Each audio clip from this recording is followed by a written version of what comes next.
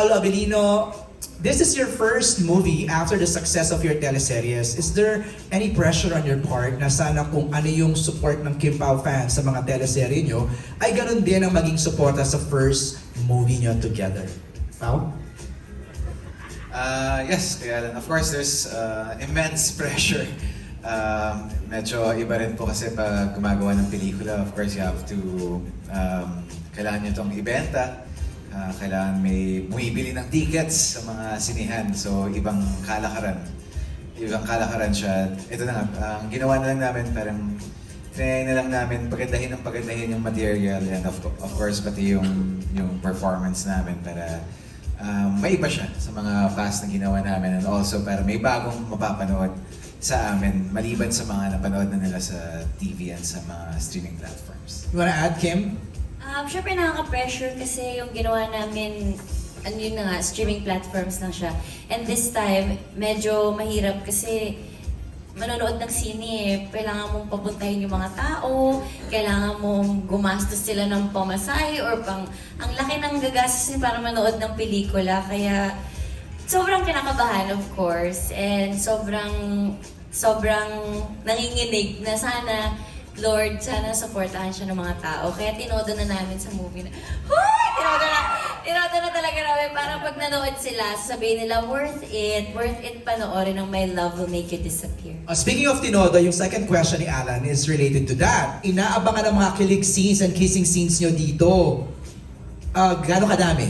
Or ka-intense ang mga kissing scenes nyo sa movie na to?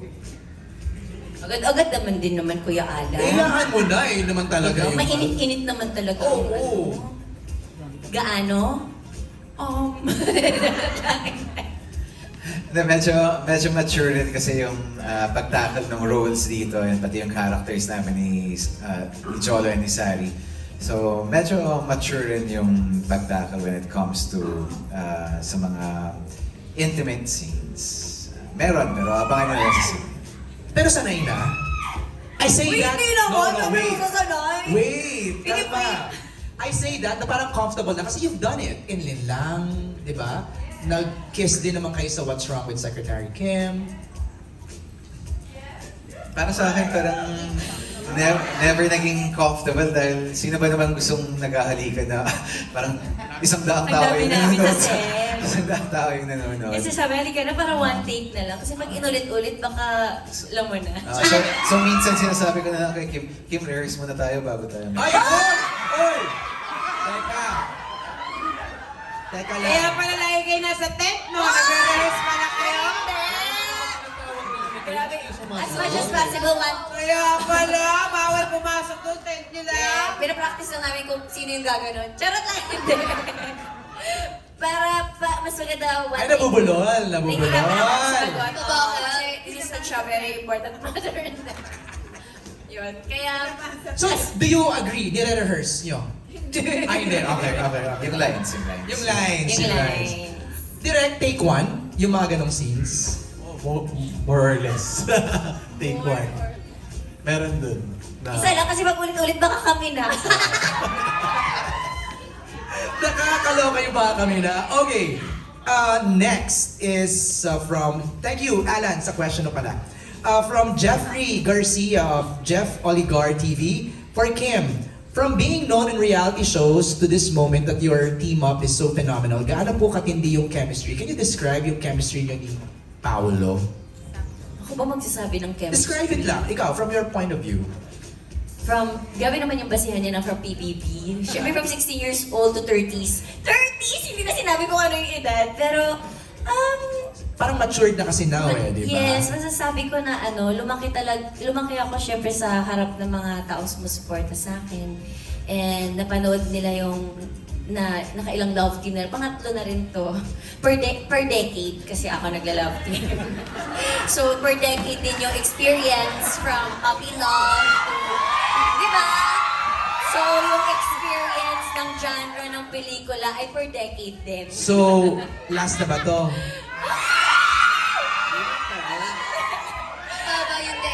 So, yung experience ng kilig ay Na-master mo na. nasa 18s, 20s, and 30s. So, yes. Amazing. So, last mo na nga to. Pwede ba naman ako mag-love team ng 40s? Uy, sobra na huwag naman na sana. Thank you, Kim. For direct chat, mula pa rin kay Jeffrey. Kay Jeff, what's the secret ingredient for this film for Kim Pao? Kim Pao. Sila ang secret ingredient ng pelikula. Sila mismo. Hindi ako. Pero were there Ano ba ang adjustments? Were there adjustments from the series to the film? Well, in terms of yung kung paano sila mag-work together, the same naman. And kung paano kami yung dynamics namin tatlo. Pero in terms of, yun nga, kasi syempre itong story na to, it's a rom-com but mature. Okay. So, iba yung atake namin dito ang tatlo. Wait, that's true ha? Iba yung kilig ng 20s sa kilig Yes. ng 30s ha? Oo.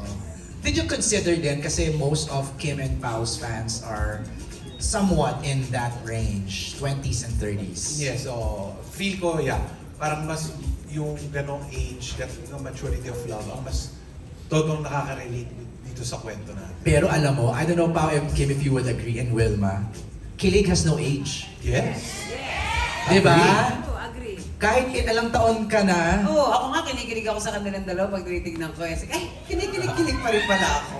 Kasi Kahit in ako. fairness, kung ako ang tatanungin mo to describe the chemistry, ang perfect nila.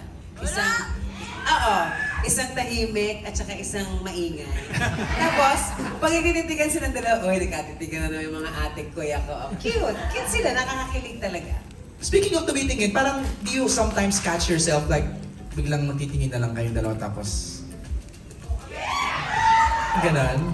Hindi ko alam. Tingkilan mo ba ako tinititigan? Pag may intent. Intent na mag-throw lines or mag-linya or kain na tayo or rehearse muna tayo. Oo nga, parang i-share kayo ng baon. No, Kim, no? Adjust baon eh, no? Di ba? Ay, grabe yung adjust mo. Ang dalawang 3 kasi yung ulam ko. Wow! Dami Wow! ulam. Yung isa doon, pwede niyang kainin. Para sa kanya talaga, ni-ready mo talaga. Sige na nga. Okay, so ang understanding ko sa trailer, si Jolo parang wants to be gone. Tama? Tapos, for him to be gone, kailangan ma-inlove siya kay Sari. Tama? Yes, yes. Tama, Direk? Or Patrick, tama ba yung aking understanding? Ina-analyze ko yung trailer eh. Kasi gusto ko rin tanungin yung cast members, ano yung magiging role nila sa buhay ni Sari sa ni Jolo? Okay, let's start with Martin. Martin, ano ang role mo dito? Pangalan po ng character ko is Rom at syempre yung partner ko rito dahil may iba yung dating namin eh, medyo mamamamay yung dating ko kasi nga may anak kaming ampon. So medyo minsan may pagka-serious mataray pero kami lagi yung nagbabatuhan kasi yes, partner kami, meron kaming anak dito. Meron kaming adopted na anak. Tapos, siguro ang masasabi ko kung yung role Kapit-bahay. Yes. Same village. Kung saan yung the village? Sa Hanan Tahanan Homes. Homes. Tahanan Homes. Lakas pa ka BF? Okay. Ang masasabi ko lang sa roles namin, kaming dalawa, siguro gatong kami. Makikita mo kasi talaga na... Konsentidor? Oo, konsentidor eh. Kasi in real life, Diyos ko, bagay na nga itong dalawang to. Consent talaga. Parang kailangan ng konting push para talagang Parang magbibigay ng konting mali siya. Yung mga Okay. gano'n na datingan. Pag masyadong sweet boy, pwede na lagyan ng mali siya yan. Yun ang role yung dalawa dito. Kayo, mag-asawa ba kayo dito? Yes, mag-asawa po kami. Ang hirap naman ng role. Kaya niya ako pinapasalita dahil siya po doon ay isang... Def. Oh. So ako naman po yung talakerang living partner niya. So medyo meron kaming miscommunication dahil ang hirap namin magkaintindihan dalawa. Ang challenging ng role ni Benj, Yes, ah. super. Oo. Pero paano kayo mag-add ng color and spice to Sari and Jolo? I think yung pinaka-character namin speaks volume kasi dun sa character din nila eh. Parang yung communication, yung background and all. Nami-mirror? Oo, nami-mirror and all eh. And parang in reality, parang ako si Paolo, kasi tahimik lang. Kasi tahimik lang.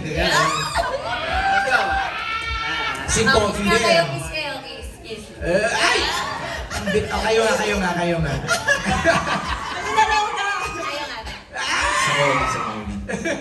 Karina, what's your role here? Yes, ako po dito si Laika, ang pinsan ni Sari. Ikaw yung nag-announce di ba? Opo, na Painlabin. painlabin si Ate Sari. Yes, nakakatawa po yung eksenang yun.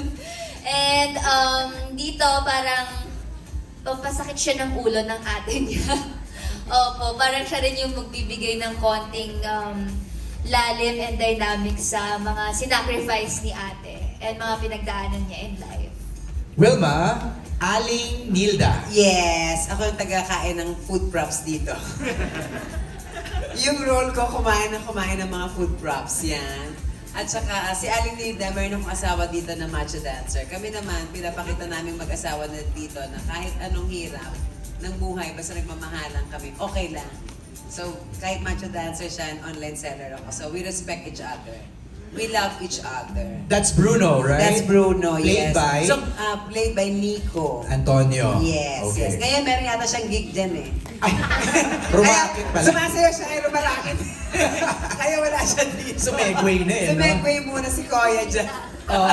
Sari naman, public, parang teacher, employee, government employee. Ano bang role niya? Yes, government employee Okay, siya. oo. Nag-approve siya ng mga marriage contract. Oy! Marriage certificate. Certificates, yes. oo. Tapos siya sa Wisha. Okay. Nag-approve siya ng mga nagmamahalang The irony, no? Yes, jojoan, mahal-mahalan, ganyan. So yung mga lumalapit sa yung mga kliyente, Oo, kiss-kiss sila, ganyan. dinidiscourage mo. Parang Oo, parang ganun. Cute! Galing. Si Jono naman, ano siya doon? Parang biker, nakita kami, di ba? Isa siyang negosyante. Okay. Doon na lang muna. Ay, yun lang muna. Okay, negosyante. Ang tipid ni Paolo mag-reveal ng character niya. Okay. I'd just like to acknowledge the presence